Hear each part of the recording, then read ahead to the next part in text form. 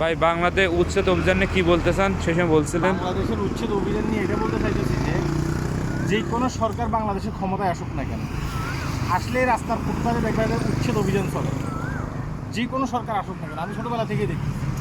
তো এই উচ্ছেদ অভিযানগুলো কি কার্যকর হয়? কার্যকর হয় না। তুই দেখ, এটা মানুষের ফুটপাত, এটা কত মানে মানে বসতি বললে চলে, এখানে অনেক মানুষ কিন্তু বসবাস করে। হ্যাঁ, ওইদিকে একটু দেখা, ওইদিকে একটু দেখা। এখানে রাস্তার ফুটপাতে কি কোনো দোকানপাট আছে? কোনো দোকানপাট নেই, ঠিক আছে। তারপরে এই যে এদিকে রাস্তার ফুটপাতে কোনো দোকানপাট নেই। তো এগুলো একটা দেশের নাগরিক যতটুকু সচেতন হবে ওই দেশের জন্য এতটা উপকার আসবে আমি মনে করি। যে দেখ, আমাদের বাংলাদেশে হলে কিন্তু এই যে রাস্তাঘাট ভিতরে বদল সব কিছু কিন্তু করে যাচ্ছে, মানে যেভাবে খায় সেই ওখানে ফালায়, চিপসের প্যাকেট থেকে শুরু করে সব কিছু ফালায়।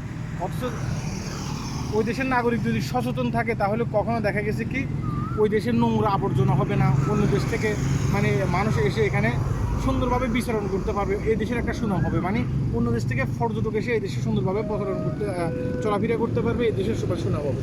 দেখ, ওইদিকে এলসিসি কিনতে পার, দেখছো? মানে এক জায়গায় আসলে অনেক কিছুই দেখা যায়। এদিকে এলসিসি কিনতে পার, আর ওই যে ওইদিকে তেল টাওয়ার বলা হয়, তেল টাওয়ার। তার পাশে আছে সাথে মালয়েশিয়া।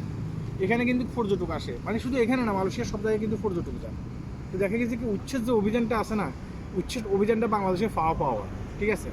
মানুষ যতদিন পর্যন্ত নিজে সচেতন না হবে এসব উচ্ছেদ অভিযান করে কোনো লাভ হইব না। আজকে দেখ, মালয়েশিয়াতে আমি আসার পর থেকে, আমি আজকে 9-10 বছর মালয়েশিয়াতে, আমি কখনো দেখিনি যে উচ্ছেদ অভিযান চলতো, ঠিক আছে। যদি মনে হয় যে এই জায়গাটা সরকারের দরকার, তাহলে সরকার এসে বলে দেবে যে আমার এই জায়গাটা দরকার। মালিক পক্ষে দেখা গেছে কি নিজে নিজে এই জায়গাটা কী করবে, ছেড়ে দেবে।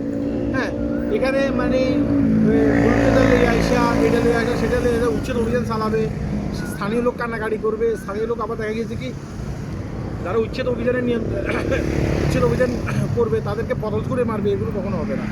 তাই একটা দেশ এভাবে ডেভেলপ হয়, ঠিক আছে। এই কারণে মানে কথাটা বলতে চাইছিলাম।